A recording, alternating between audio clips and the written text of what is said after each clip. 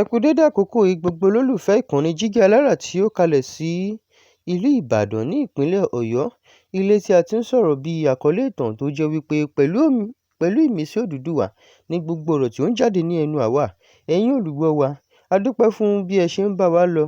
Ojú tẹ fi ń wò wá kò ní fọ́, etí tẹ sì fi ń gbọ́ wa kò ní dì. Ajíbádé Manu náà ni oníròyìn yín fún títí òní.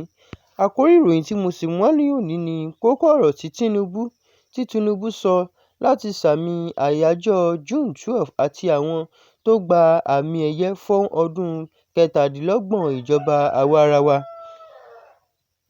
Ní ayẹyẹ ọjọ́ tiwantiwa June 12, 2026, Ààrẹ Bọ́lá Ahmed Tinubu sọ pé ọdún 27 ní Nàìjíríà ti ń ṣe ìjọba tiwantiwa àti ọdún 1999.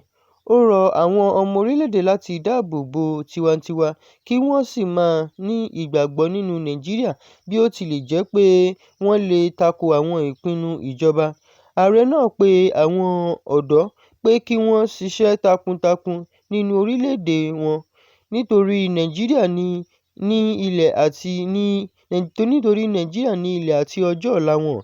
Lórí ààbò, ó ṣàlàyé pé ìjínigbé àwọn akẹ́kọ̀ọ́ àti olùkọ́ ní Ọ̀yọ́ àti Borno sì ń fa ìbànújẹ́, ṣùgbọ́n ìjọba rẹ̀ ti fi agbófinró àti ọmọ ogun kún iṣẹ́ ààbò tí wọ́n sì ya N5.41 trillion sọ́tọ̀ fún iṣẹ́ ààbò. Tinubu tún sọ pé ìṣẹ̀lẹ̀ ìpànìyàn àti ìwà ọ̀daràn ti dínkù ní ìdá 81% láti ọdún 2015. Ọ̀pọ̀ ẹgbẹ̀rún àwọn agbébọn ti ronúpìwàdà tí wọ́n sì fi ohun ìjà sílẹ̀. Àwọn báńdíìtì àti ajínigbé gbọdọ̀ dáwọ́ dúró tàbí kí wọ́n dojú kọ agbára òfin. Ó rántí àwọn akíkanjú tó jagun fún tiwantiwa bíi MKO Abiola, Kudirat Abiola, Gani Fáwẹ́hìnmí, Bọ́lá Ìgè àti àwọn míì bẹ́ẹ̀ lọ. Lórí ọrọ̀ ajé, ààrẹ sọ pé àwọn àtúnṣe tí ìjọba rẹ̀ bẹ̀rẹ̀ láti ọdún 2023 ti ń mú ìdàgbàsókè bá ọrọ̀ ajé Nàìjíríà. Ó tún sọ pé ìjọba rẹ̀ ti fún àwọn ìjọba ìbílẹ̀ 774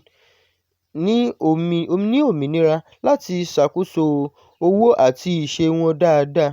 Ó sì kéde àmì ẹ̀yẹ fún àwọn ẹnì kọ̀ọ̀kan tó ṣe ipa pàtàkì nínú ìjàkadì fún tiwantiwa ní Nàìjíríà. Báwo ni a rí mọ́ fún ìròyìn ti òní? Ẹ ṣé tí ẹ̀ ń bá wa kálọ. Ó dàbọ̀.